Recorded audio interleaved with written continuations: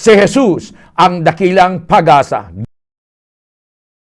Magandang araw pong muli sa lahat ng mga sumusubaybay at nanonood po sa ating palatuntunang si Jesus ang dakilang pag-asa, War on the Air. Sa araw pong ito, ating pong ipagpapatuloy, ating pong sinimulang pag-aaral about the Church of Jesus Christ. Number 1, sino ba ang Church ni Jesus Christ? Ito po yung mga tao na nagbago ang kaisipan, nagbago ang kanilang character, nagbago ang kanilang attitude, ways of life, and principle of life, and they took unto themselves the mind of Jesus, the character of Jesus Christ, and the attitude of Jesus Christ, the ways of Jesus Christ, and the principle of Jesus Christ. Ito yung mga tao na kinahabagan ng Diyos, and they're sealed with the Holy Spirit, na ito ay tatak na sila'y pag-aari nga talaga ng Diyos kay Kristo Jesus. At sa araw pong ito, mga minamahal, atin pong ipagpapatuloy, ano ba ang dapat na makita sa tunay na church ni Jesus Christ? Nabanggit po natin, sinasabi ng Matthew chapter 16, mismo si Jesus Christ, upon this rock, I will build my church, and the gates of hell shall not prevail against it. Ibig sabihin, walang kapangyarihan si Satanas na maaaring gumapi sa church ni Jesus Christ. But you go on the other hand, at doon sa sumunod na verse, sinabi niya, and I will give unto thee the keys of the kingdom of heaven, that whatsoever thing you bind on earth has already been bound in heaven, and whatsoever thing you loose on earth, it has already been loosed in heaven.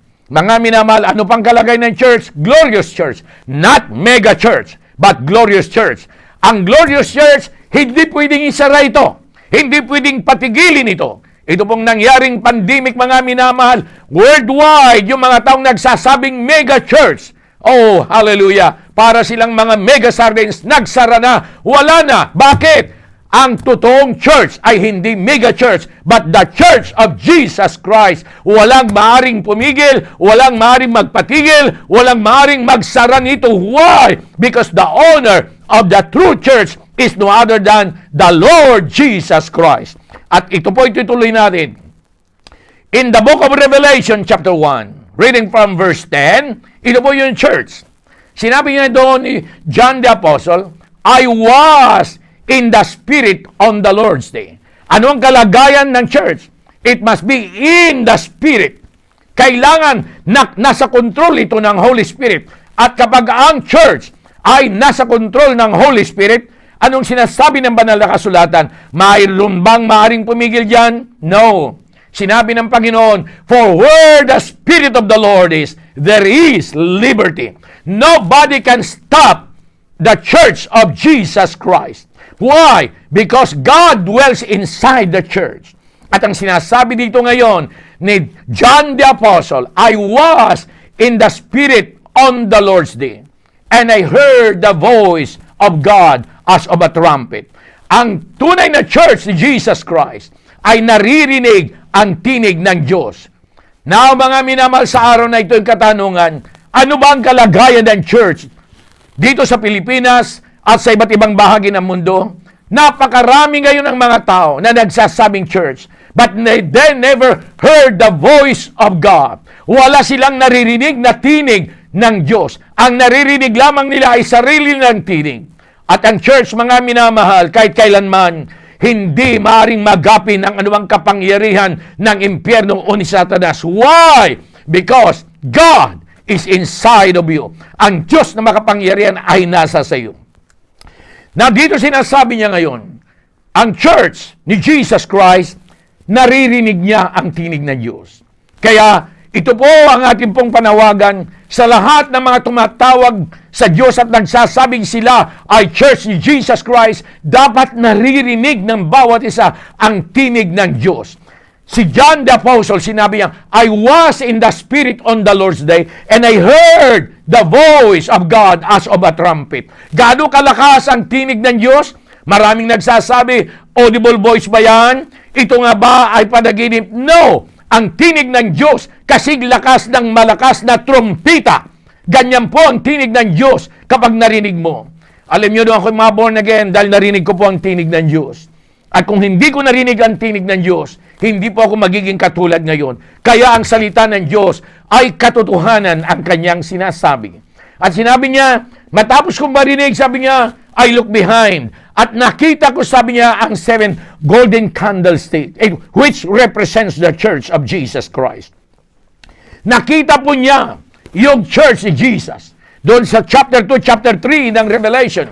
At yun po makikita dyan, mga minamahal, ang kalagayan ng 7 church ng Panginoon. But, dito po sa chapter 1, reading from verse 10, ipinakita niya kung ano yung original na kalagayan ng church. Ang sabi niya, I was in the Spirit on the Lord's day, and I heard the voice of God as of a trumpet.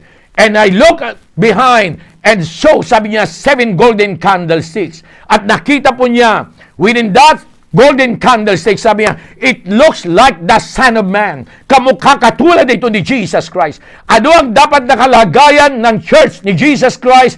Ang kalagayan dapat ng church ni Jesus Christ, Revelation chapter 1, reading from verse 10, ay maging katulad ni Jesus Christ in terms of mindset, character, attitude, ways of life, and the principle of life. So pinakita niya dito, nakamukha at katulad siya ng Panginoong Hesus Kristo. At habang ito'y pagpapatuloy po natin, makikita po natin ang sinabi niya, ang lumalabas sa kanyang bibig ay the sword of the Spirit, which is the Word of God, the pure Word of God. Ang tunay na church ni Jesus Christ, ang lumalabas sa kanilang bibig, hindi yung pagkatakot, hindi yung natatakot o naduduwag, kundi ang lumalabas sa kanilang bibig, walang iba kundi the pure Word of God, the sword of the Spirit, which is the Word of God. At sinabi niya dito, nakita ko na nagniningning ang kanyang buhay. Mga minamahal, ang church ni Jesus Christ dapat makita sa atin ngayon yung kaluwalhatian ng Diyos tulad ng sinasabi ng Ephesians chapter 5 verse 27, glorious church. Ito po ang hinahanap ngayon ng sanlibutan. Ang Diyos, nais niyang patunayan ang kanyang kapangyarihan. Ngunit ito'y magagawa lamang niya kapag ang church ni Jesus Christ ay tumayo ng sama-sama. Ang church ni Jesus Christ ay isa lamang. Hindi po pwedeng magkanya-kanya. Kung ang church ni Jesus Christ sa Pilipinas ngayon ay totoo, dapat magkakaroon ito ng tunay na pagkakaisa, hindi sa denominasyon, hindi sa relihiyon. Kung ay isang mananampalataya o kung may mga mananampalataya sa ibang lugar na mahina, yung malalakas dapat palakasin. Kung sila'y mahirap, dapat yung mayayaman na church, tulungan sila. Ito ang tunay na church ni Jesus Christ. Nais ng Diyos na ngayong mga araw na ito, kung saan ang kalagayan ng mundo ay napakagulo, ang church ay dapat tumayo. And we need to show forth and manifest the glory and the power of God dito sa mundong ito.